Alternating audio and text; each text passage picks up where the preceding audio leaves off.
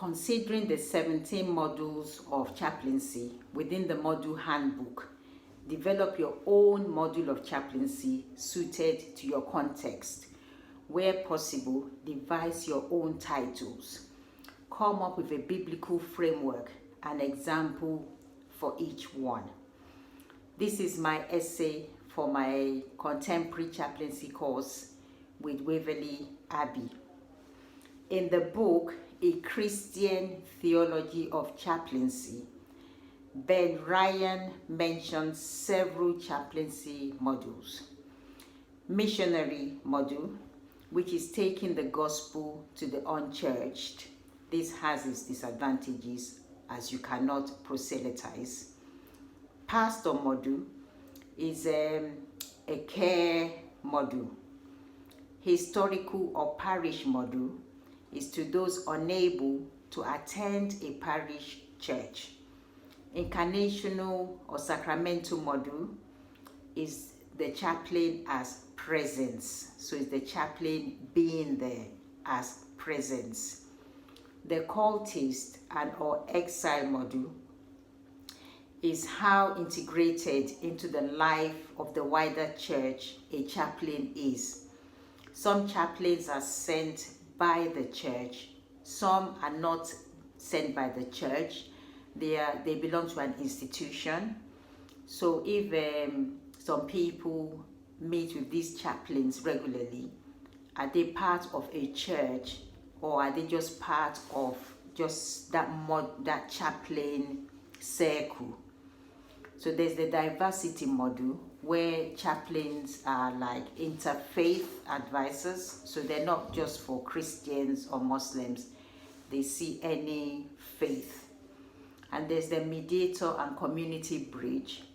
These are chaplains who connect one part of the community with another, especially if there's been some fragmentation in the society, maybe like post-Cold Wars or stuff like that. So a chaplain can be that mediator in between both.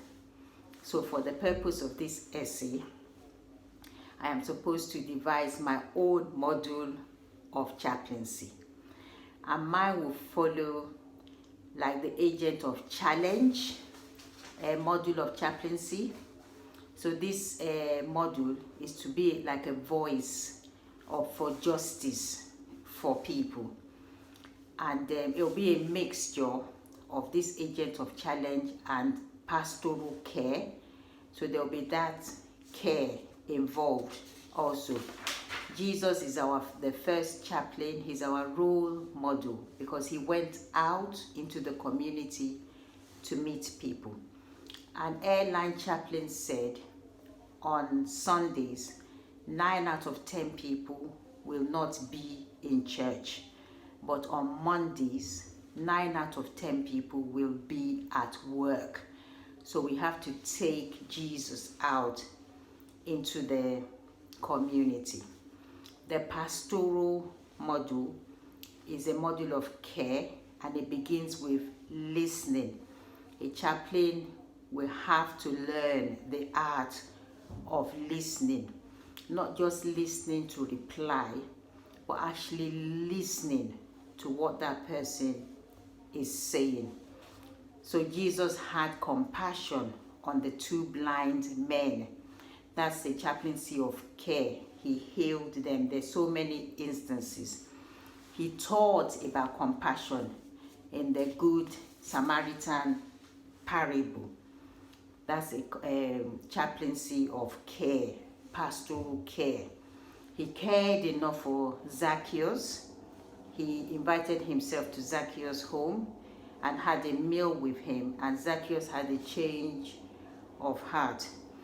And when we do anything for a brother or a sister, we are doing it for Christ. If we remember, he said, I was in prison, you didn't visit me.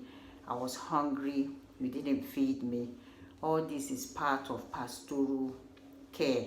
So the caring consists of feeding the hungry, giving water to the thirsty, clothing the needy, looking after the sick, visiting those in prison. So Jesus cared for people in a variety of ways by even making himself vulnerable.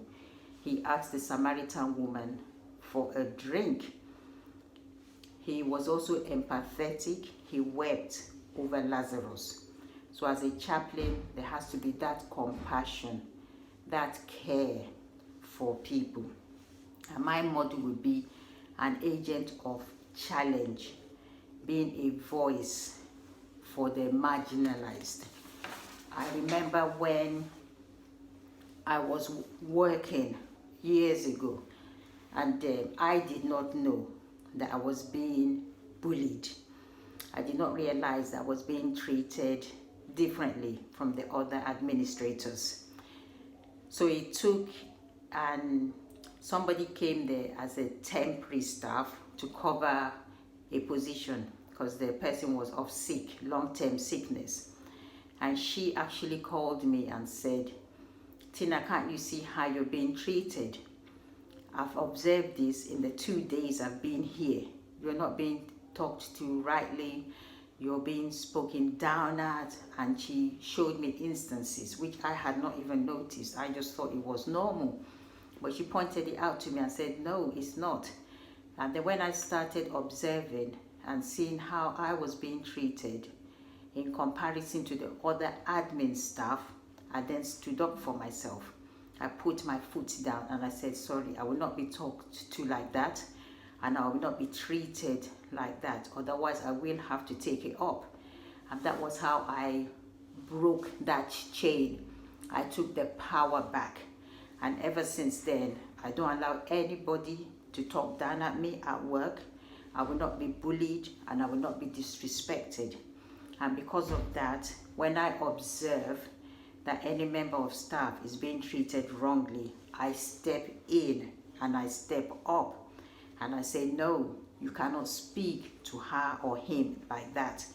I go to the person and I say, you must not accept this. Sometimes they say, oh no, it's fine, it's fine. I say, no, it is not fine.